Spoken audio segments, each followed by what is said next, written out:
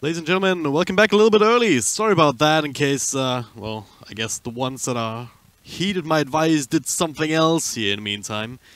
And won't hear this anyway, but apparently we're starting an hour early when we only just realized, so sorry about that again. But it is still time for Immortals versus VGJ Storm.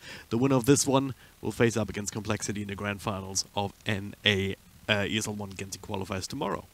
Yeah, I'm looking forward to this one. Hopefully this is going to be a little bit more competitive than the last series. Complexity, of course, stomping Leviathan, but of course these two teams are definitely to be expected to be more, even.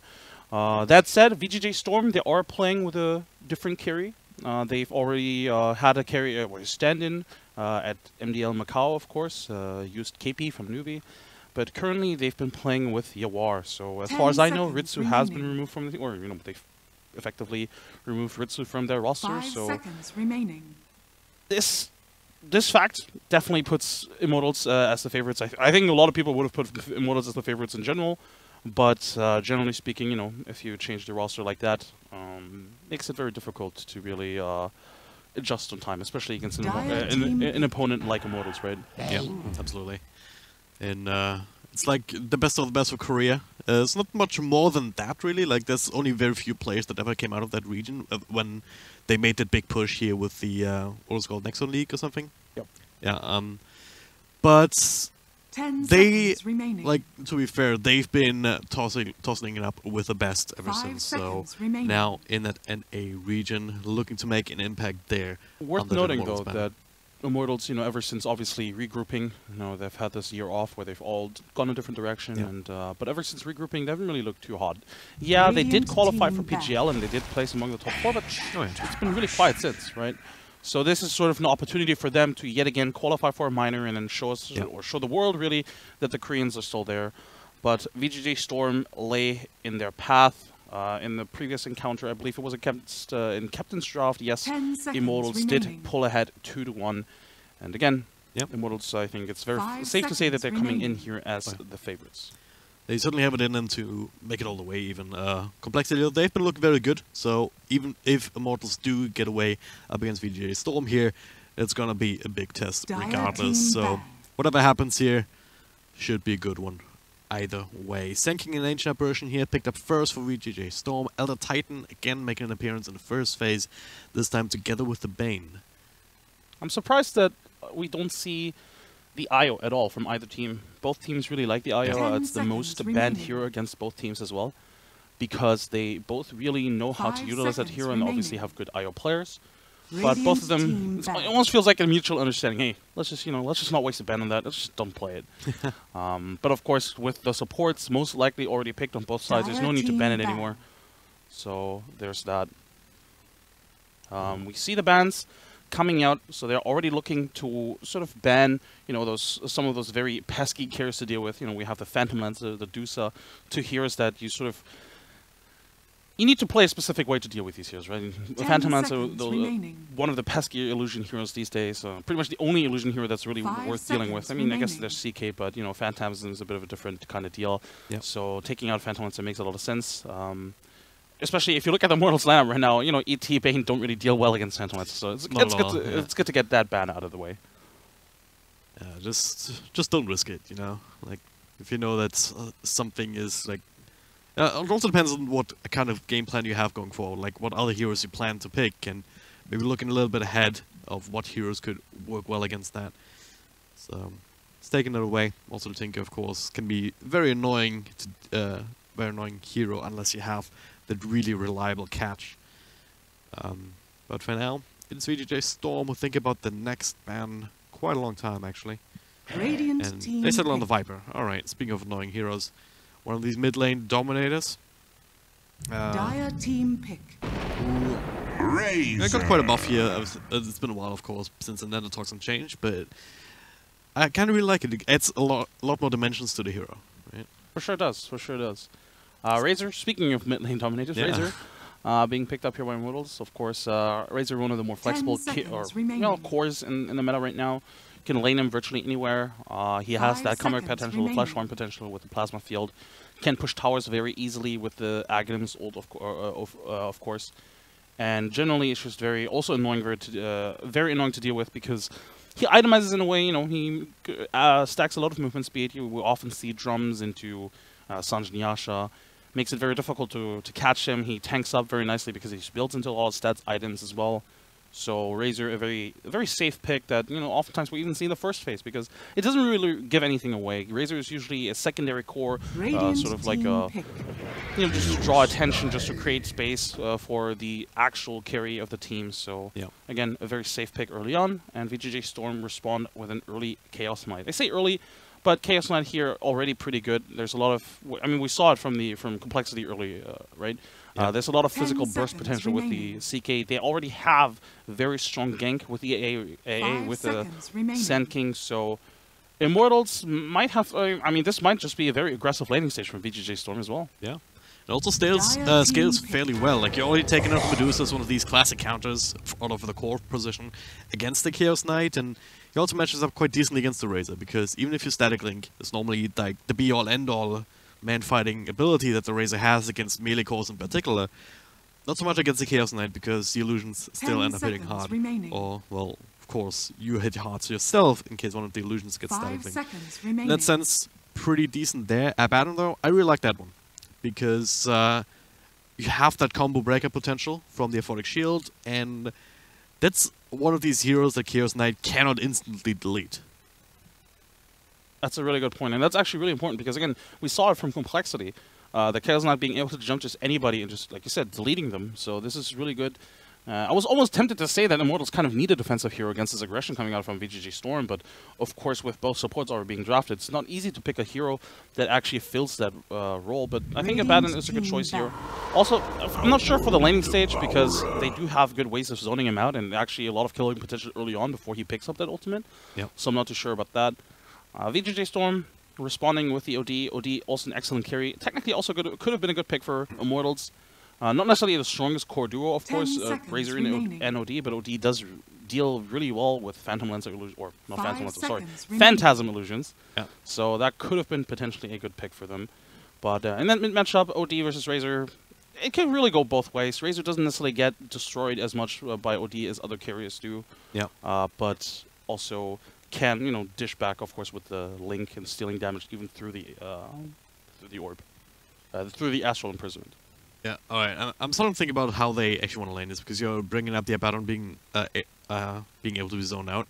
So one of Immortals want to just try and head that off, running some sort of dual lane together with the Elder Titan, and then the Bane roaming around, helping out whenever he can, or of course also roaming towards mid, stabilizing that, whatever Banes do, right? We all know about that. And that would kind of necessitate a safe lane core that is kind of self-sufficient, and the Razor could actually be that, I want to say. Then again, like, what's the offlane for VGJ Storm going to be? Is it actually going to be a 3 Sand King, or are they going to last pick the offlane now? No, I think you want an offlaner here. I think having a Sand King as support is already sufficient.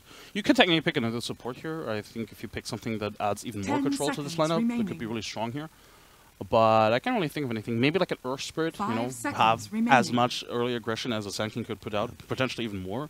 Disruptor. I'm thinking of Disruptor right now. I haven't seen that hero in a while, but that kind of control could be super useful here for the Chaos Knight in particular, just not be kited around at all.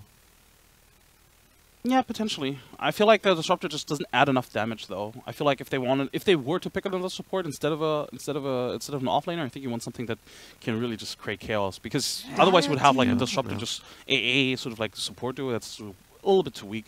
So I think something like again, if this was going to be a support, I think it has to be something like an Earth Spirit, but I do expect an offlaner here. Wouldn't be surprised if this was like an Underlord, Tidehunter-esque hero. Brewmaster also fills that role. Probably even better because the Brewmaster ultimate against Abaddon is really strong, being able to toss him up into the air, basically negating his impact in this entire fight, and basically choosing to ignore the Abaddon, right? Instead of like dealing with the ultimate, you just ignore it completely. And they also don't really have hard lockdown against them. Yeah, they have the Fiend Script and the Sleep, but that's all from one hero.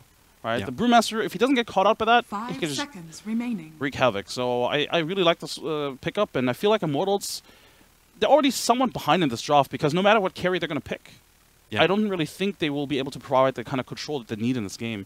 The only hero that I can think of that can provide control as a from the carry position is, of course, the Void, but there's nothing to combo with the Void, really. You do have the Earth Splitter and I guess the Razor, but I feel like that's not enough to really deal with the CK, Brewmaster, OD. Yeah. 3 heroes that technically are going to be very tanky in the mid game. Because Sven could be a thing, but Sniper. they go Choose different your routes. So, hero. safe lane Razor, mid lane Sven. Decent matchup against EOD still. Mid lane Sniper. Is that what I said? You said Oh, mid lane Sven. Sniper, yeah. Okay, I was just thinking about Sven trying to explain, right? If you were looking for a safe lane core, it could have been a decent one perhaps here just with the extra armor and the cleave potential, but it's another one of these heroes that we don't actually see all that often these days. But yeah. The Sniper instead out of the mid lane and Razor as a result shifting into that one position. This, I think, opens up the potential for an aggressive lane between Immortals. I think what they want to do is having the Abaddon in a 1v1 scenario, and then having then going aggressive with the Razor. I mean, depending of course, how VGJ Storm are going to lane it. I wouldn't be surprised to see some switcheroos here 10 in the seconds early remaining. stage, just because again, you want favorable lanes with this kind of lineup. Because 5 seconds Immortals right now, remaining. their heroes, they don't really. In a way similar to what Leviathan, the issue that they had, right? They all kind of need a little bit of space, the cores at least, right? They need at least one early item before they can really start creating space for one another. And of course, the supports, they don't really do that either, because the supports, while they do provide control, they can't really just, double roam in the mid game and try and kill somebody by themselves. On the other hand, if I look towards the VGJ Storm, Sand King AA, they can just run around, solo kill potentially the sniper, right? With their 2 ultimates, if they do have them. So I feel like Immortals really need stable lanes, and VGJ Storm, they're set up in a way where they can contest those lanes. So I'm not sure if Immortals are going to get, if Immortals are going to have a really good time in this early game. I'm honestly very worried for them. Yeah.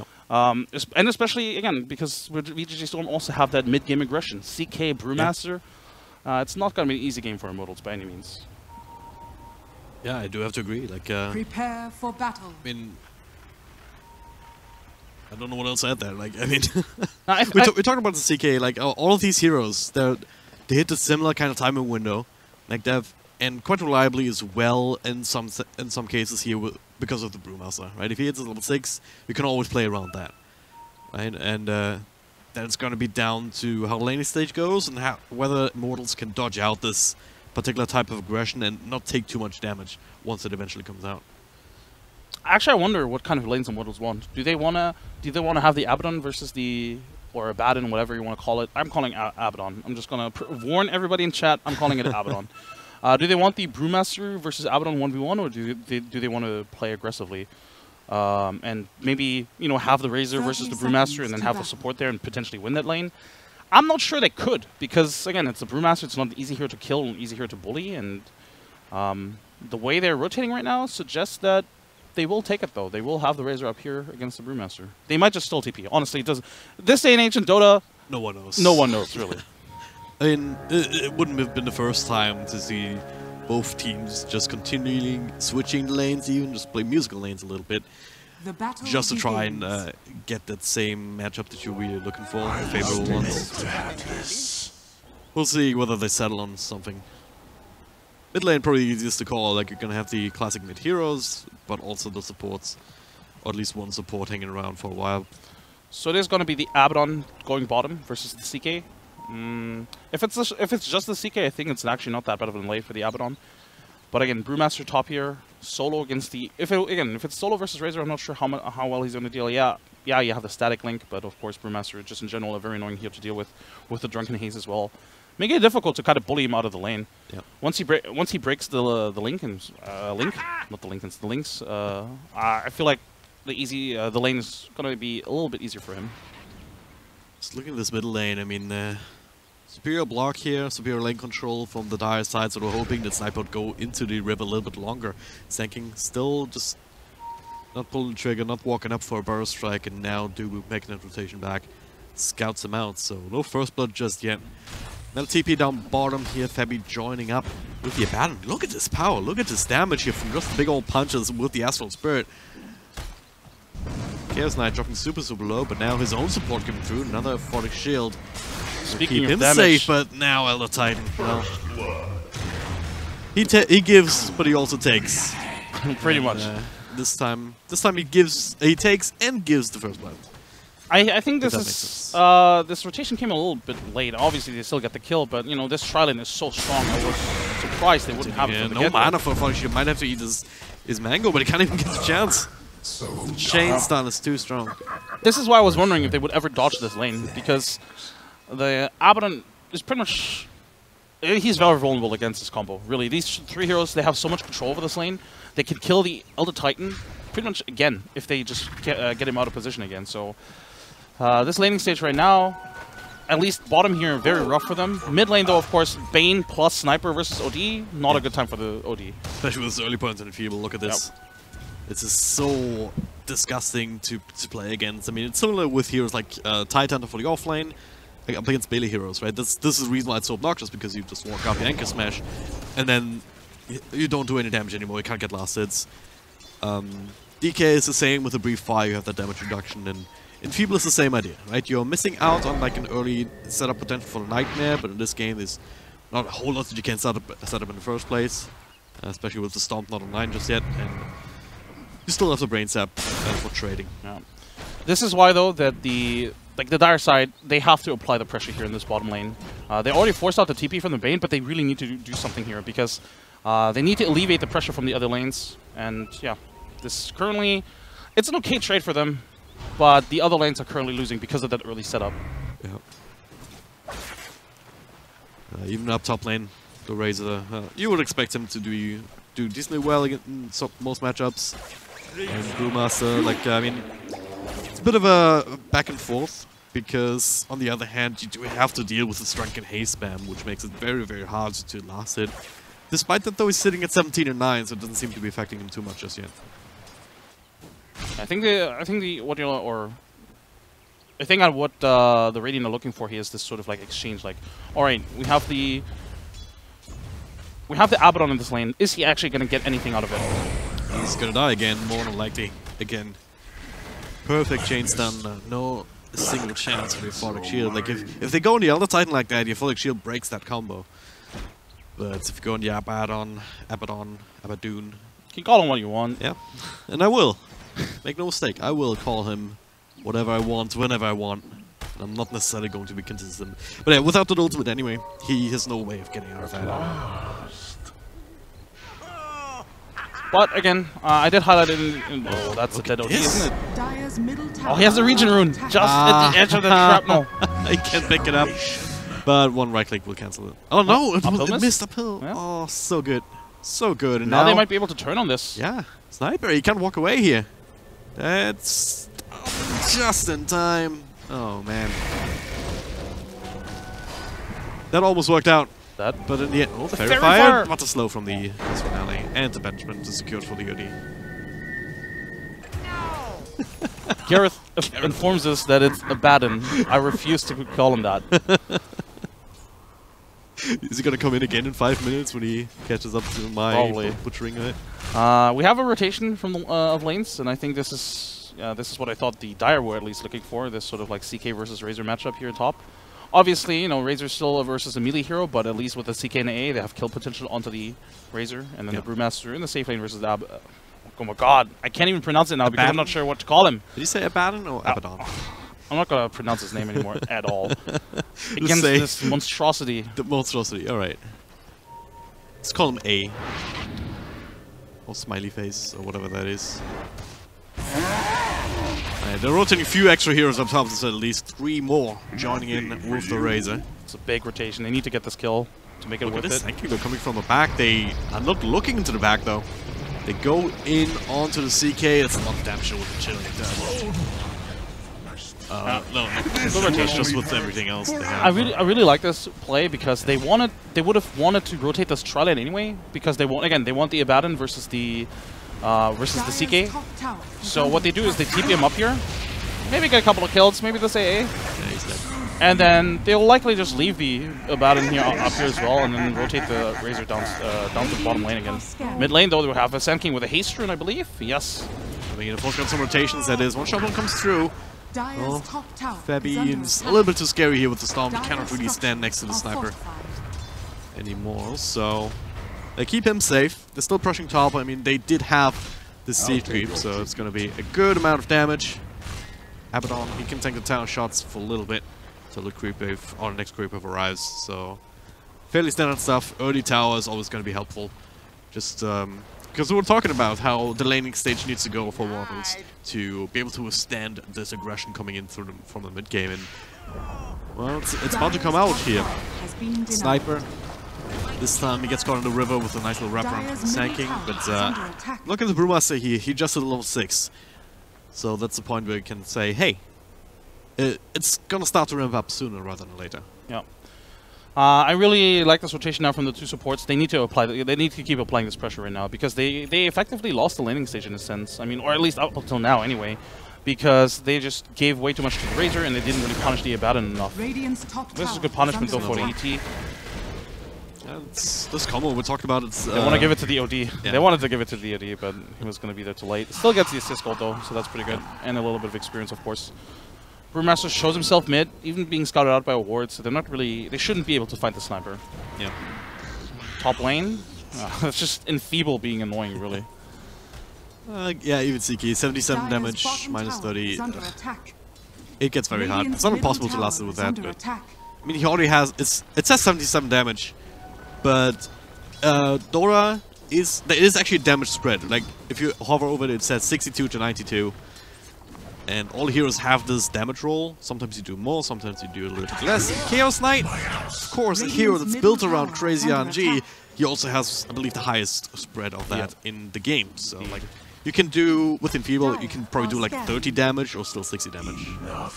So we had the Brewmaster rotate to the mid lane and trying to look for a kill. But because he was scouted, he didn't really find anything. So effectively, he just wasted a lot of his time mid. He even took a creep wave off of the OD, which is... Hey, if this is a pop... That's definitely a couple of pings. Rotating to the bottom lane now because you really just can't allow anybody to just free from this bottom lane. Like Razor was free farming this lane and hitting the tower. Yeah. Can't really afford to do that. Oh, bottom lane, the first Brewmaster ultimate. And there's still level 6 in the bad. He pops the ultimate now. Held the point for a while.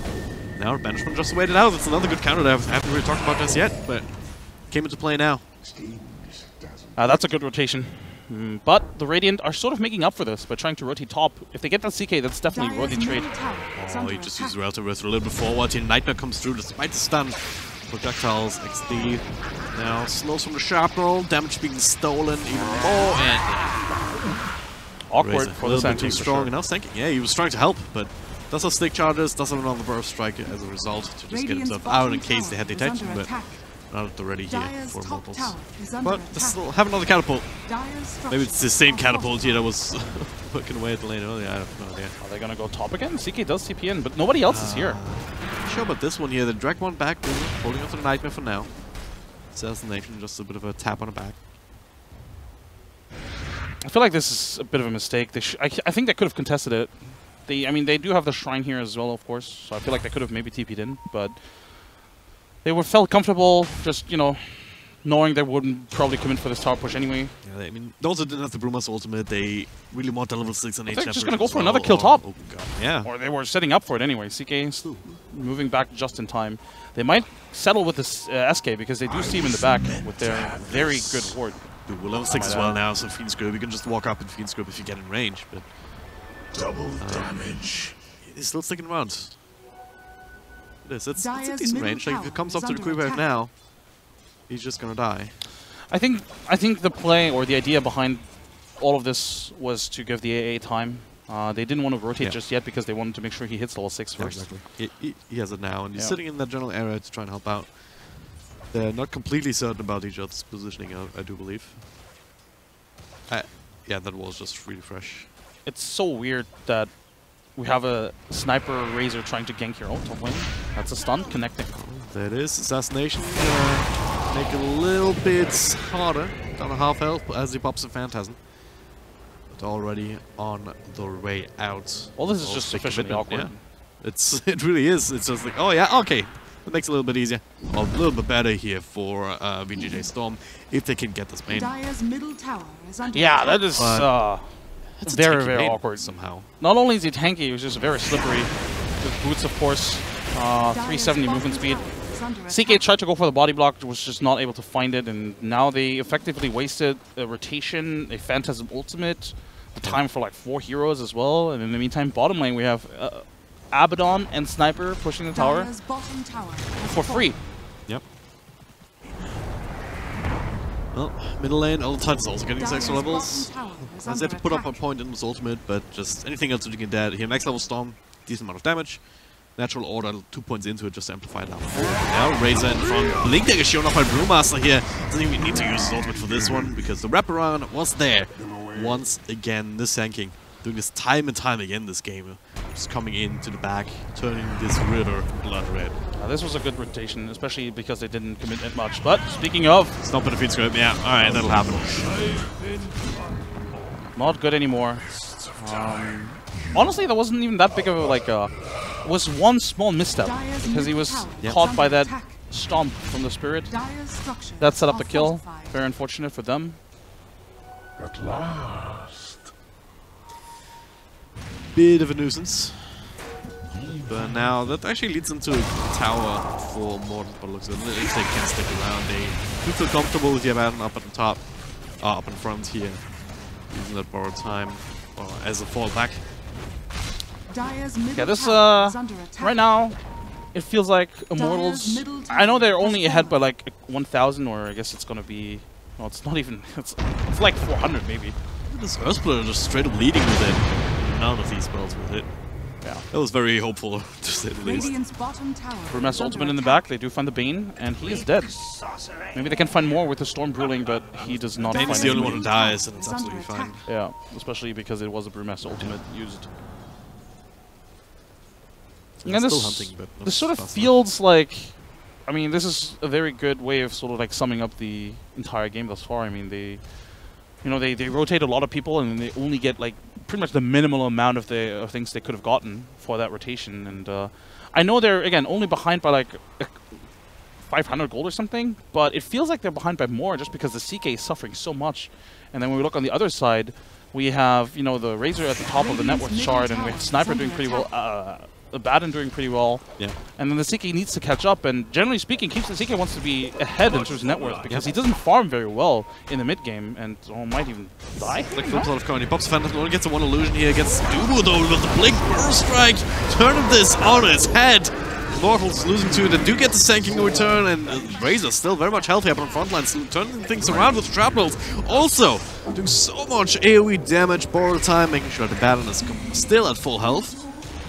That looked really, really good for VGJ Storm for a second, but now just falling back. Ultra Instinct just coming through, tanking that that Razor unstable current to make sure that that OD doesn't get hit by it, slowed down and killed.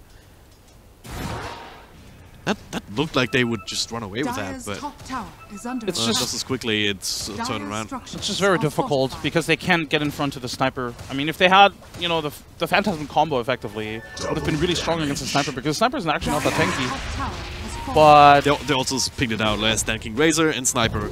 Yeah. Those are the two issues in that fight. And now, well, Ice Blast hitting here after the Burst Strike. A bit of extra damage, I'm not sure. Nah, it's not going to be enough just yet on level 1. Unless they find something else, and this is it. There's a Sniper. The stomp though, well placed, and it was a bait indeed. Can they finish it off? Yeah, there's one. There's two. The feeds come on Brewmaster on top of the close range assassination. That was not necessary, but it was in style. Definitely in style. Honestly, it feels like for VGJ Storm, they just, they're missing like that one little final punch. They're so close to getting that one kill or that other kill or like those 3 kills, but they're just missing those timings. And twice now they took a fight without the Brewmaster ultimate. I'm actually not sure if it was available towards the end there. I feel like it was. It was 10-15 seconds off. All right. Very unfortunate timing, but of course, Immortals realizing this is the timing where they can fight. Yeah. They aren't reliant on those big ultimates. They, I mean, the ultimates at least don't have that long of a cooldown, and they technically don't even need the Fiend Script to kill either. Again, the first fight wasn't even needed. Yeah. So this is just VGJ Storm side of kind of like getting overrun. They already lost their tier 2 tower top, right? Effectively losing control of their own jungle now.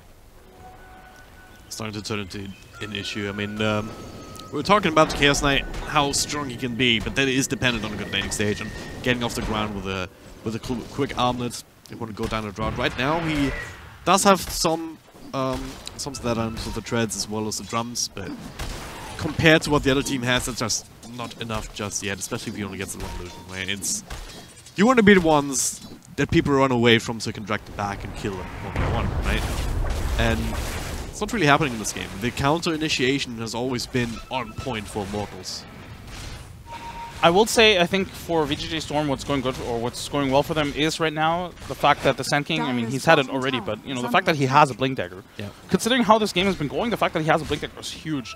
They need to find a kill now with it though, and Yeah. I like the smoke up from Exactly, these three heroes because they can't really force the CK into these fights because they need to alleviate the pressure from the CK so that he can farm. Same with the OD.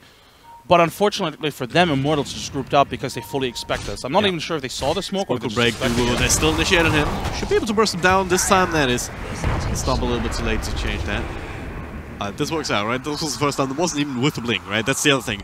Sure, you got a really well-timed blink dagger, but if you don't actually get the kills with it, in fact, if it beats you into taking team fights that you lose, how much is that really worth, right? So, very important kill, just to try and stop the momentum that Immortals was building. Just try and take a breath, make sure that that you can farm up for a minute or two without Immortals feeling really comfortable going across the river.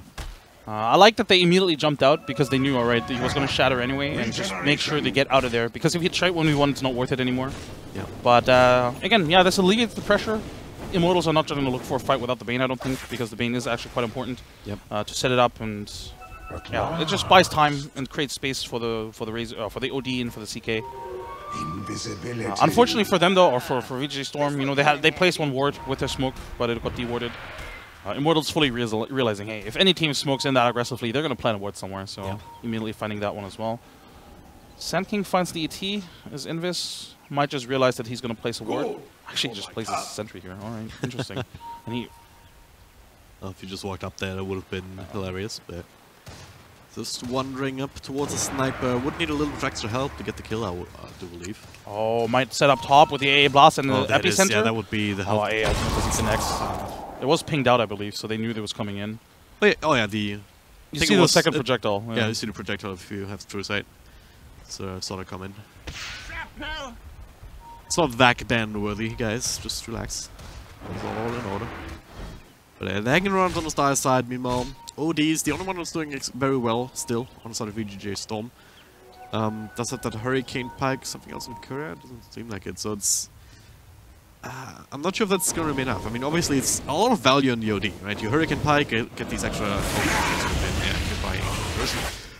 but yeah, you get these extra intelligence stacks from that you can start fueling up even before, without committing to a fight, right? Dire's middle tower is I'm under actually attack. surprised that he would go for it.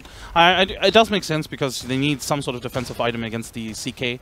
You know, the Phantasm pull-in combo with the Relative Rift is a real threat still, regardless of how far behind he is, because it's just CK. So it makes sense, but I feel like he could have also gotten away with Sanz and Yasha if he wanted to. But doesn't hurt really. Still good stats for the hero, of course. It's also a cooldown, right? Force Staff is a 23-second cooldown, and the Hurricane Pike was 15 seconds. Now got nerfed, and now it's up to 18 seconds. But still makes a difference, right? Just you can use that a little bit more liberally, just to go across cliffs or just close distance without necessarily having on a cooldown during the team fight. But now the scan with the Vayne outside the pit, they will scout out that this Roshan is happening.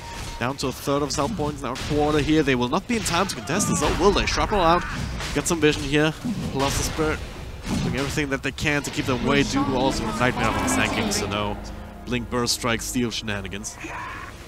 Immortals, quick commitment, they get themselves the Aegis in the hands of the Sniper to make sure that he stays safe. The VGJ Storm right now have no good word out. They have one in front of the Rosh Pit, which they wanted to in order to contest the Roshan, of course.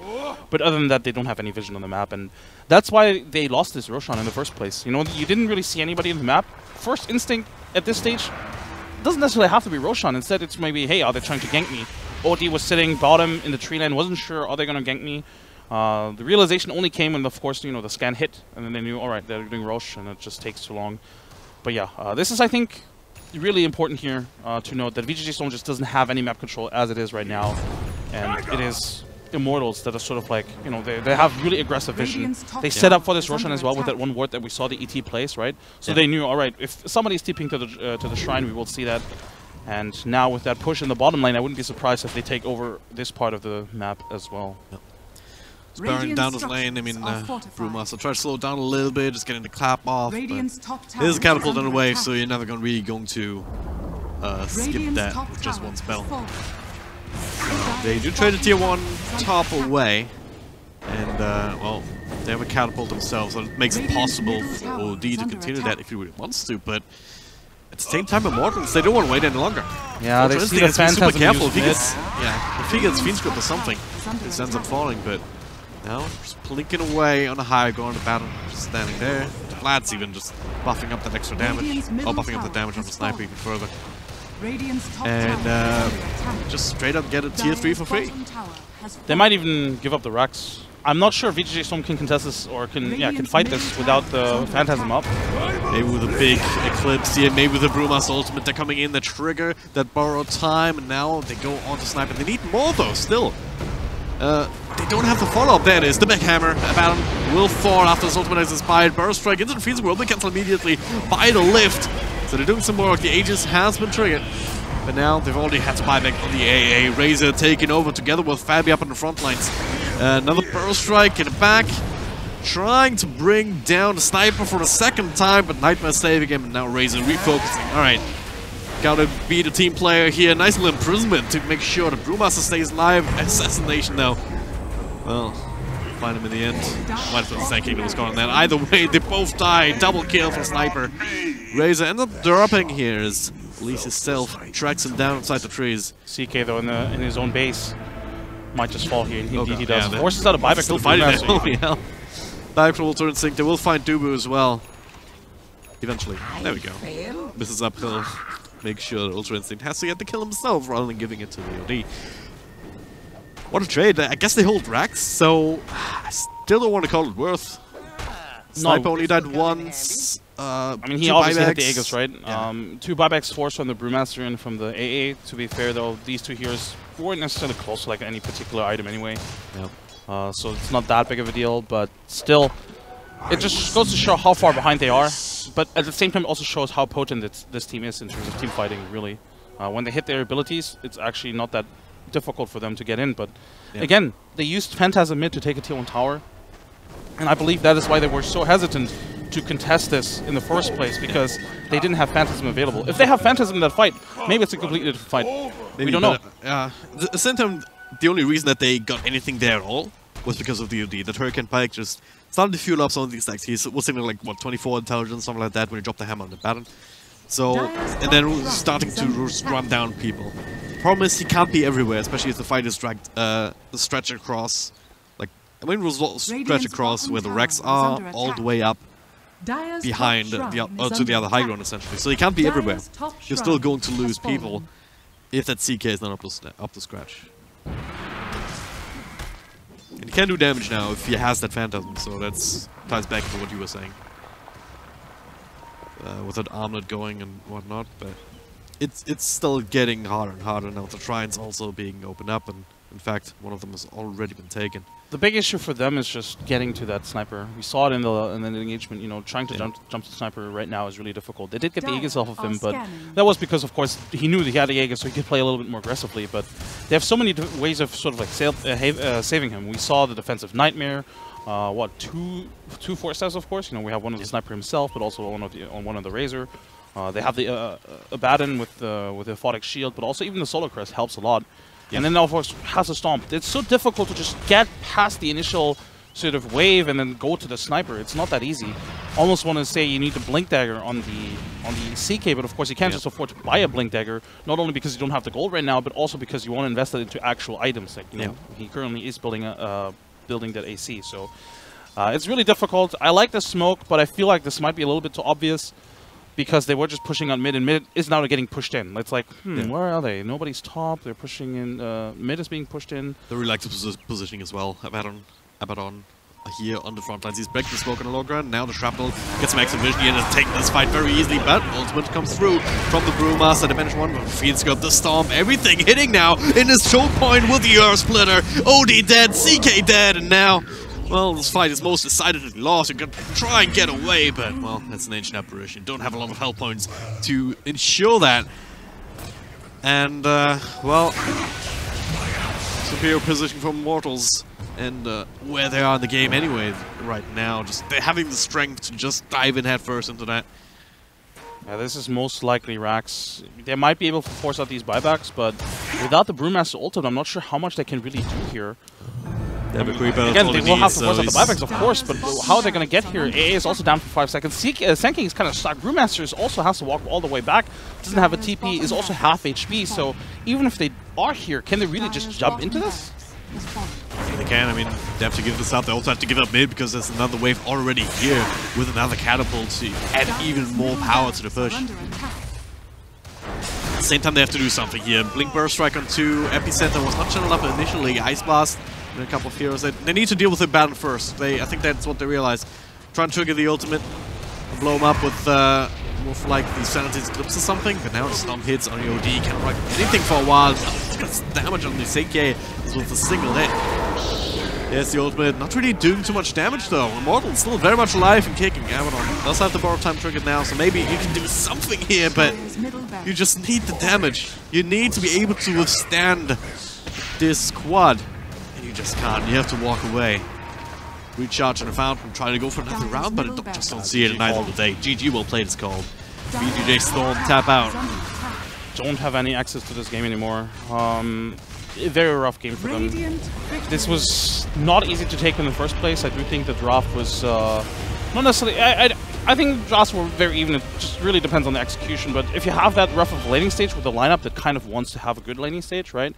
Against the lineup that needs a solid laning stage to snowball in the first place, it's. I'm not going to say it's directly over, but it's very difficult to just approach this game. And I think the Immortals just were much more on point, especially in team fights, controlling themselves better, positioning themselves better, and finding the right timings, making sure, all right, we know the Brewmaster split us down, we'll immediately take fight back to back. And I feel like it's onto VGJ Storm to then have the discipline and say, all right, we have the Brewmaster ultimate down. Yes, technically we could tank this fight, but let's just not. It would have been a much safer choice to just avoid that fight, just split the map, give up a tower or two if need be, but just avoid that fight. I mean, that's also why Brewmaster as a hero has always had difficulties staying in any meta, really. Yes, he comes into a meta, is really, really strong for a while because of certain buffs, but at the end of the day, he's a hero that's still ultimate reliant. They still need to wait for that ultimate to be up in order to take that fight, and if the enemy has some sort of way to sort of negate that ultimate at all, or just run away, or basically be too tanky enough for that ultimate to matter, then the hero becomes almost useless. Exactly. It's really interesting how that hero works in the sense that the way you use your ultimate and the results that you get from using it every single time, whenever it's off cooldown, essentially, that's the ideal way. You want to use it whenever you have it available, and you almost need to get a kill with it every single time to just maintain that momentum. It has such a profound impact on the way the game is going for you and your team on this hero. So it's that's why we see them either be super dominating and just like getting kills after kill after kill, just setting up the team. Sometimes there's like turnarounds here in a late game because that's when he falls off. But sometimes we just don't see that at all. I mean, it's not the worst kind of scoreline here, 2, 3, and 6. But it just hasn't been enough in this particular game, right? It needed to be more active. To be fair, and this is not just on the Brewmaster, I feel like this entire team could have done more in the early game. I mean, I pointed out how aggressive this lineup could be in the early game. You have CK, Senking, AA, but ultimately they really didn't do a lot. They killed the Abaddon, what, twice, and then maybe the AT once. I feel like they could have done much more in the laning stage, especially considering how badly the other lanes were going, right? They knew that they were going to lose the Brewmaster versus Razor matchup. Lose in the sense where, obviously, the Brewmaster's not going to get more CS. Brewmaster still did well. Again, Razor can't really just zone him out of the lane. But they accepted that, and they didn't really trade it off efficiently. The trade should have been to completely crush the Abaddon, or the ET, or both, or at the very least rotate often enough to the mid lane to make sure that the OD has a good start against the sniper. Yeah. But they didn't really do either, and it felt like they're just not a little bit too passive, and it just didn't really find the right timing. I believe the first Brewmaster ultimate rotation was also a waste. I believe they didn't even get the kill into I think so, yeah. The Bane, I think, was it? I'm not even sure what it was, but yeah. They just missed their timings. They got the kill, but nothing else, I believe. Up at the top. Maybe that, yeah. But either way, I feel like there was just not enough from this team that should have done more in this early stage, and Immortals just really punished it. But also, again, they just really played really well. I think the ET especially, Febby with some really clutch stomps, and of course that ultimate in the bottom lane fight, that was really clutch. Oh, absolutely. Great choke point there. It feels really good if you're another Feels side so or like good. any hero that really benefits from that. But as it Feels so stands, good. VGJ Storm, well, they're gonna have to fix something here in game number 2 if they want to stay alive in this tournament, if they want to have a chance to play against Complexity for the NA slot at ESL One Genting. Immortals, only 1 game away from punching their own ticket to the Grand Finals. We'll see what happens. Game number 2 coming up shortly. Stay tuned.